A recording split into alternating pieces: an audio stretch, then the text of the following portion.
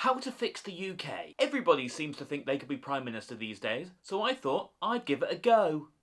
First, we need to understand what needs fixing. So let's run through the numbers, shall we? All of this data is from the OBR, or Rachel Reeves' boss. The UK currently spends £1,278 billion a year and brings in £1,141 billion a year, meaning that we have a spending deficit of £137 billion a year. And this is money that the UK has to borrow to pay for all our public services and day-to-day spending. And as you can see from this graphic, these are the biggest spenders. The NHS costs £190 billion a year. We spend £163 billion combined on welfare and benefits, £150 billion on the state pension, and £104 billion in debt interest. And just under £90 billion on education, which is why you listen to a guy on the internet and not your teachers. And the more money that we spend that we don't actually have, the larger our debt interest payments become. So this is the challenge for politicians. Cut £137 billion from our budget, while also giving away over £100 billion to the bond markets.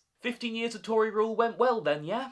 It's just worth noting that illegal migration costs £4.7 billion according to the Home Office, which is such a tiny figure in comparison to everything else.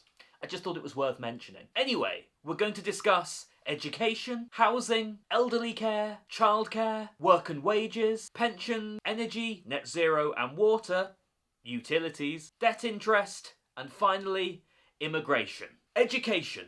From reports of any teacher I've ever spoken to, schools are on their knees. Teachers are overworked, class sizes are too big, and technology is turning the kids into little nightmares. Personally, I hated school, and I think there's a systematic problem running right through the heart of it. What's it actually trying to achieve? I get there's the basic point of trying to give us culture and making us aware of how the world works and maybe even a bit of our history, but there's too much focus on academia and actually not enough on real world skills. I remember a family member telling me about back in their day, girls used to go off and do home economics while the boys used to go off and do woodwork and metalwork. We of course got rid of this because of sexism. But my question is, why didn't you just make both genders do them? And my big gripe with school is that it seems to be a system that gets you to do exams, to pass exams, to get you to university, to do more exams, to then get you a job where they have to teach you how to do it. Why don't they teach economics and budgeting instead of algebra? Why doesn't English teach you how to write cover letters and CVs? It just seems that kids spend so long in school and generally only come out knowing how many wives Henry VIII has. And with the rise of AI, education is going to have to be torn up and started again. We don't need any more academics, we need practical skills. The trades should be treated on par with STEM subjects. Maths should be replaced by accounting basics. Every child should leave school knowing how to file a tax return, budget and pay their bills. And also know what a private pension is. University funding should frankly be rediverted into the apprenticeship market. There will of course always be jobs that need university study, but the majority of courses should be practical. You should be on the job and learning how to do it. If you want to get Britain working, you need to give them the skills. And let's stop pretending that graduate jobs are the epitome of academic success. Housing. It's my theory of everything. It's why the UK is an outlier on inflation and overall unhappiness. Basically, if you don't have a place to live that you can either afford or you don't have the threat of it being taken away from you, it's very difficult to build a life. House prices have risen so fast in the UK that it's taken house prices from 3 to 4 times the average wage to closer to 11 times the average wage. You do now really need to get married to afford a mortgage, or get lucky and be born with filthy rich parents. So how do we fix this? Well, Margaret Thatcher sold off all the social housing stock in the UK, and then sold off the means of the UK to build its own infrastructure and housing. This means that all housing is now built by private companies. The first thing the country needs to do is create the country's largest building firm. Recruit architects, builders, electricians, plumbers. You name it, the government needs to bring those skills in-house. We then need to spend the next 10 years building social housing, more social housing, and only social housing in every district in the country. Where's the money coming from for this, I hear you cry? Well, this is where it gets complicated. I want to siphon off money from both council tax and infrastructure spending. If I can avoid borrowing money, I will. But the ingeniousness of this is, once you've built the houses/flats, you can start renting them. Therefore, whichever borough we start building in first, we then use the rental income to pay for the next round of building. And on it would go. But how does that work? Doesn't the government pay billions, for example, in housing benefit? Yes, it does. You see, money sometimes works a bit like this. And speaking of money, how about the $20 you owe me? Oh, yeah? Well, I only got 10, so here's 10 and I owe you 10. Thanks. Hey, Mo, you owe me 20. Well, here's 10 and I'll owe you 10. You owe me 20. Here's 10, I owe you 10. Here's the 10 I owe you. Here's the 10 I owe you. Here's the 10 I owe you. Good, now we're all even. Currently, one of the biggest wastes of money in the UK is the government paying private landlords rent. Because this then permanently takes money away from the government, whereas if it just pays itself, it gets recirculated. And the government is set to spend around 35 billion on housing benefit in 25-26. That's a lot of houses you could fund. And so you just make the main requirement of receiving housing benefit that you live in social accommodation, owned by the government. This then adds competition into the rental market, which will then decrease rental prices and house prices, and gives people more affordability and security. Elderly care. The baby boomers are retiring, and the UK is completely unprepared for it. This creates my favourite paradox. We need more workers in the care sector to do the work, but it's incredibly badly paid, so we need to import labour to do it. Old people are the most likely to hate immigrants, have voted for Brexit, and are now voting for reform. And why can't we just pay British citizens to do it?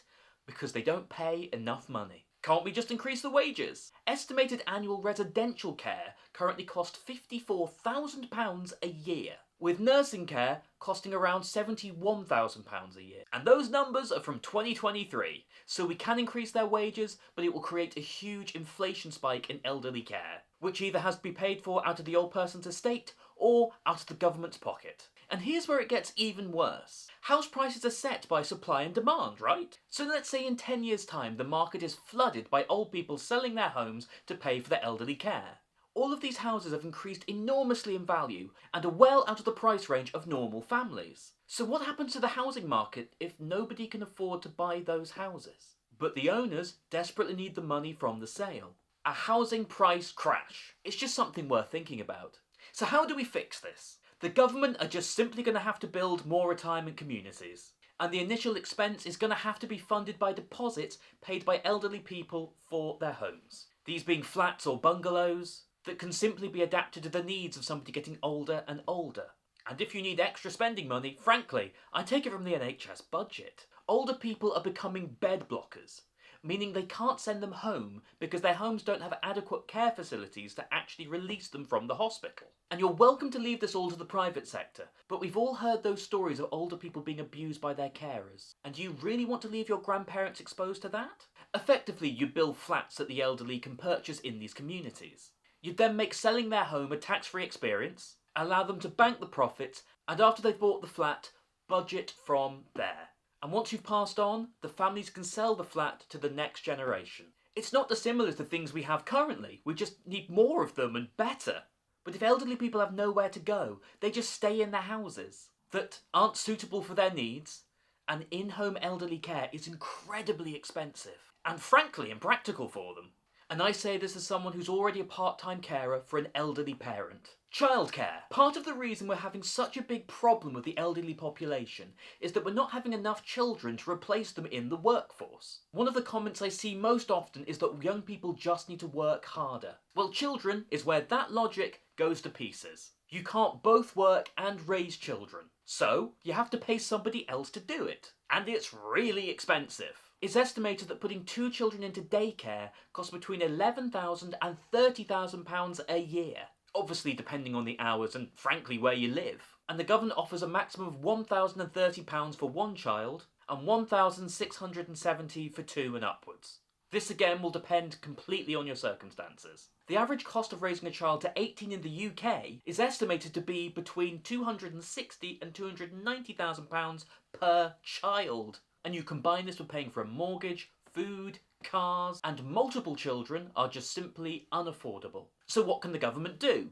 I'm of the opinion, because of demography, we borderline need to start paying people to have children. At the moment, I see having children as close to an act of national service as you can get.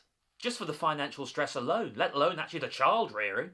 I would A, like to investigate how much it would cost to have childcare be free for everyone across the country, or B, allow parents to put their childcare costs against their tax bill. Obviously this would not include private school fees or private tuition. I think that childcare could cost between 20 and 30 billion pounds a year. But I have a feeling it could boost productivity in the country by billions. And if we don't want to have to take an axe to the NHS, the welfare system, the state benefit, then we need to have more children. It's just that simple. Work and wages. This is the only time that me and Nigel Farage will agree on something. Mass migration has massively stalled UK wages. I'd go into depth on this in a series I did on immigration, but the frog-eyed dictator is right. If you bring in millions of people to do the lowest paying jobs in a society, wages stop growing. So what do we actually need to do? Cost the country a hell of a lot of money. Anyone who came into the country on a work visa has to be paid the exact same as a British citizen doing the same job. It's the only way to ensure actual wage growth, and all exceptions to this have to go.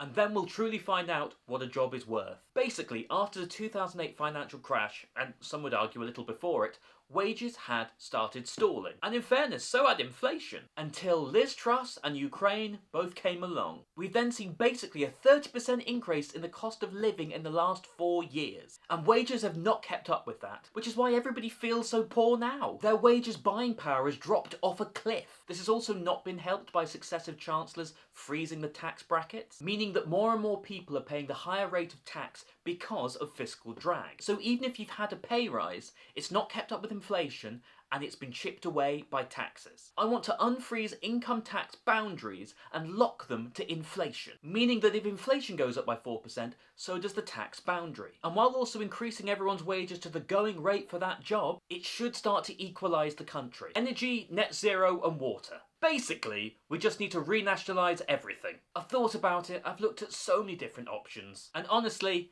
it has to happen. The UK is screwed until it gets control of its energy, water and basic infrastructure. So the question is, how do you do it? Do you put a mandatory purchase order on the companies? Do you just take them back like China would? Or do you wait until the companies fall into debt like the water companies and take them back? I think the best option is that we put a mandatory purchase orders on the companies and agree to pay them over 10 years. And to sweeten the deal, we'll put interest payments on them like you would if you were buying a car or a house. I would then write into law that they can never be sold again. I think Thatcher's ghost is trying to haunt me. I would also then allow these companies to actually make a profit. I would then use that profit to reinvest into the infrastructure of that particular sector, which would frankly fund the infrastructure needed to actually reach net zero. At the moment, the UK has a very real problem that we can't actually store or transport the amount of electricity needed to make the country net zero. And until we do that, we can't get away from fossil fuels. It's one of the reasons we've been paying wind farms not to produce energy. We can't store it, and the old cables can't handle that much power. And we need to spend billions to make it work. This way we should be able to lower everybody's bills while using the money generated to pay for the infrastructure. Simple. Debt interest. The mother of all political problems that the current government are having. The country has borrowed so much money over the last couple of decades that the bond market really doesn't want to lend us any more. And yet the government deficit is currently £137 billion in money we're having to borrow to actually fund day-to-day spending. And if we're going to keep borrowing, there has to be a credible end in sight. Otherwise the UK is basically living beyond its means and using a credit card to pay for it. It's not sustainable, and we are set to pay 120 billion in debt interest in 25-26. There needs to be an end in sight for this, or else the markets will stop lending us money and we will have to dismantle the welfare system. The choice is up to the British public and, frankly, the British politicians. Immigration. I hate that we all argue over this one, mainly because it is a contradictory problem. We have an ageing population and we don't have enough young people. And you know how you solve that?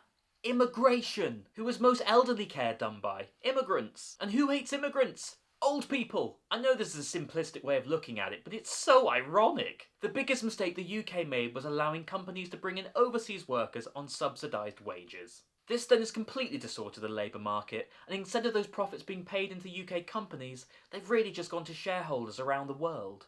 And illegal immigration does not cost anywhere near as much money as reform or social media would have you believe. It costs the Home Office under £5 billion a year.